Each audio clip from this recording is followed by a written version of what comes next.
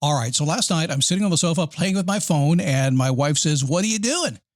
I said, "I am shopping on Whatnot," which, by the way, is my sponsor today. And she sat down right next to me and says, "I want to shop too." And so we kind of did it together. Whatnot is live shopping, and it's a bunch of fun. Whatnot is not just buying, by the way. It's selling too, where sellers really shine and find their people. And the chat is fun too. We found that out together. Whatnot is the largest dedicated live shopping platform, whether it's beauty, collectibles, electronics, luxury, fashion, even cookies. Sellers are building real, thriving businesses. And I have to tell you, I was buying, but at the same time, I'm thinking, I want to be selling. It looked like a lot of fun. Plus, there's money. Anyone can sell, by the way, whether your business is big or small or yet to exist. You can make some real money. As a seller, here's what you do. You just go live. You show off your products in real time, and you make real money in real time from buyers because they get to know you. They get to like you. They get to trust you. And you know, across Whatnot, the number of sellers earning over $1 million a year has doubled. I think we were shopping probably and chatting for about an hour, which I hear is the average on Whatnot. Honestly, I think there's also a good chance you have never experienced anything like Whatnot, and you should. Search Whatnot, WHATNOT, in the App Store, download, and you can start selling right away. Right now, get up to 15% off select storage solutions. Put heavy-duty HDX totes to good use, protecting what's important to you. The solid, impact-resistant design prevents cracking, and the clear base and sides make items easy to find even when the totes are stacked. Find select shelving and tote storage up to 15% off at the Home Depot to organize every room in your home, from your garage to your attic. Visit HomeDepot.com. How doers get more done. This is the Daily Boost Podcast with Scott Smith. How are you? Come on in. So happy to have you here today. I'm in Death Valley, California right now, kicking off the Badwater crossing. My buddy Croy is doing the running. I'm doing the watching. I'm in the car. I'm producing the videos. I'm having the crew run and gun and pick up all the stuff we need. That's what I'm doing today. But I'm here for you today. And we're going to talk about the old loving cage, a concept that you need to know about. We'll talk about it today. Good to have you. My name is Scott. Thank you for stopping by. Yeah, out in Death Valley. We'll be there like 55 hours, I think. If he goes all the way, he'll do it. I think his goal's 57 hours. He's 55 years old. So if he does it, I want him to do it in 55 hours. I said, talk about the marketing thing, man. Oldest guy to ever do this and breaking the record in 55 hours. I think it's a great hook, right? So we'll see what happens. And if he doesn't make it, we'll scrape him up off the road and we'll spend a couple of extra days in Vegas by the pool. That's all I'm going to say. My wife is just going to know I just went to the pool. That was it. You can't say anything else because I'm not going to tell you. All right, so I've done this a long time.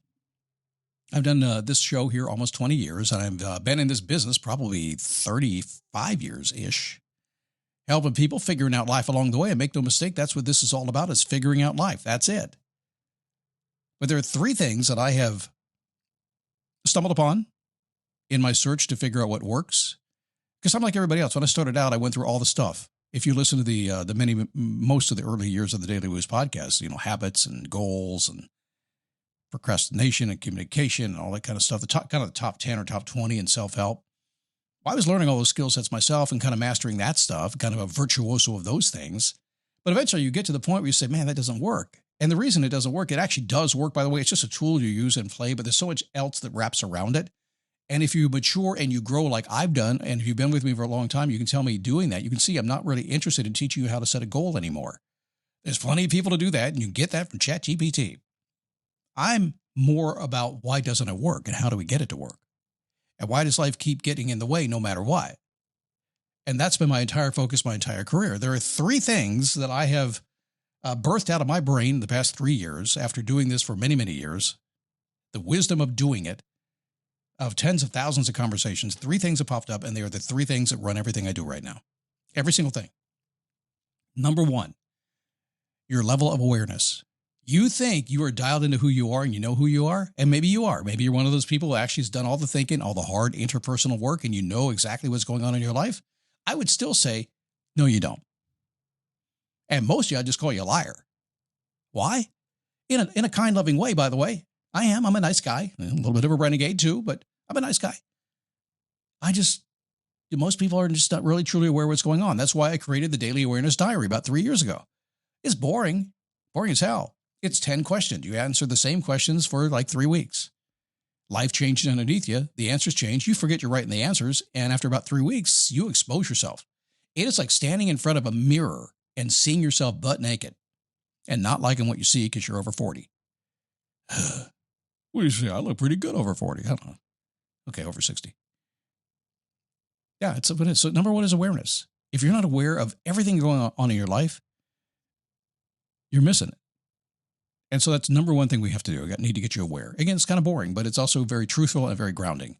Number two, what we'll talk about today, the loving cage. This is arguably, I think, the most important thing that I have ever come up with, honestly. And it's something I use every single day. It is the only thing that is it true? Probably not exactly true, but it's pretty close. It's the only thing I consciously use every single day. Consciously, every single day, I pull up what I'm going to teach you today, and it grounds me in such cool ways. It's amazing. And I've seen it with my clients too, so we'll share that today. I've already done it on a couple of other podcasts, so you may already know this. And finally, the peaceful base. I coined this term about 2 years ago on a coaching call. It simply is based on the concept that you can't build a hot life, a cool life on a hot mess. Most people come into my world for coaching and their life is just a mess, and what they want to do is add stuff to it and fix it right away. I'm like, well, okay, wait a second. How's your marriage? Well, that sucks, man. That's okay. Let's work on that first. Well, if I make money, the marriage will be okay. No, it won't. What if you come in broke and yet you got a nice relationship? Well, I just need to work hard. Well, then you're going to screw up your relationship. So what we do is we want to balance out the base. We have about 5-6 different levels of the base. And all my clients will tell you across the board, I hear this about 20 times a week. Scott, I'm just working on my peaceful base. I have a problem here this week with my boss. What do I do? So we build a peaceful base.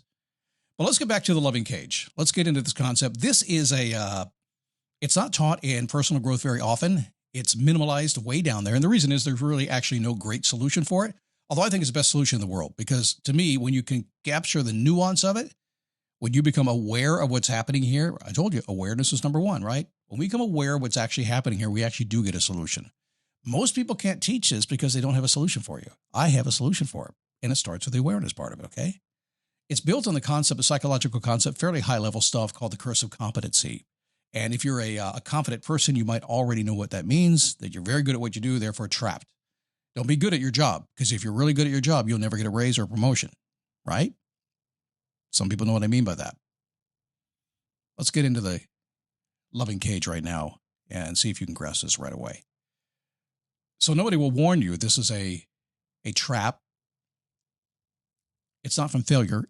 I call it the loving cage because it's built from love. Every bar of this cage you built around, just imagine you have a cage around you. Every bar was built on a good decision, not a bad decision. At the time you made a decision, you thought it was in your best interest. You didn't know it was going to be bad or trap you. The mortgage that was too big, the title at the office that took too many hours, the reputation you built, being the reliable one. You built everything one reasonable choice at a time. That's why you can't see it.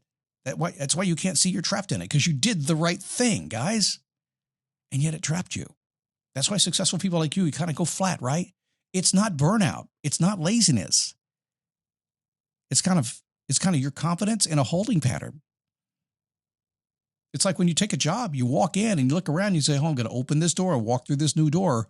What you don't realize is when you close the door, that door is locked because now you got to unwind everything.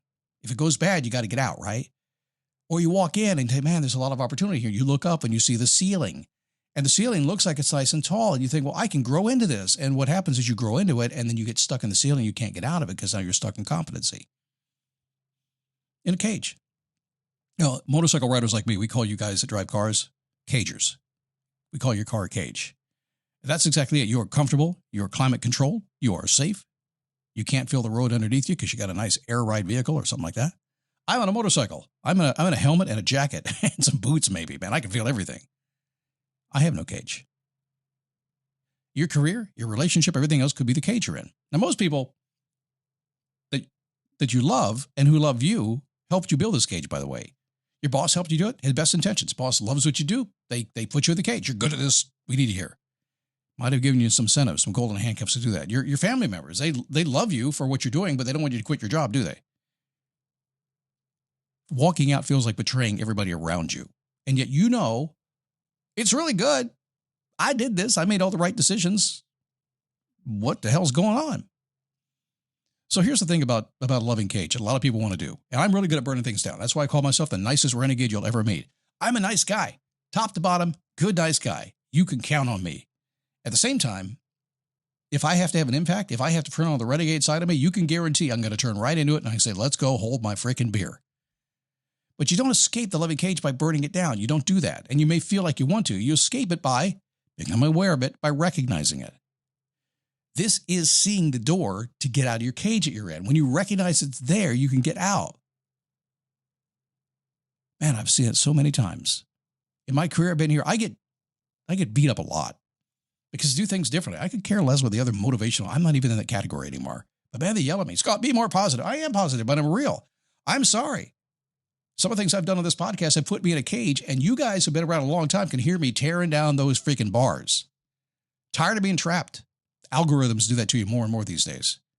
I'm telling you, every good decision I made got me where I am right now. It continues to propel me wherever I want to go, but it will also be the thing we look at in the future and say, man, why did I make that decision? This is a restriction problem, isn't it? So what we're looking for is to figure out how the bars got there. We recognize they are there, but what's the big takeaway to this?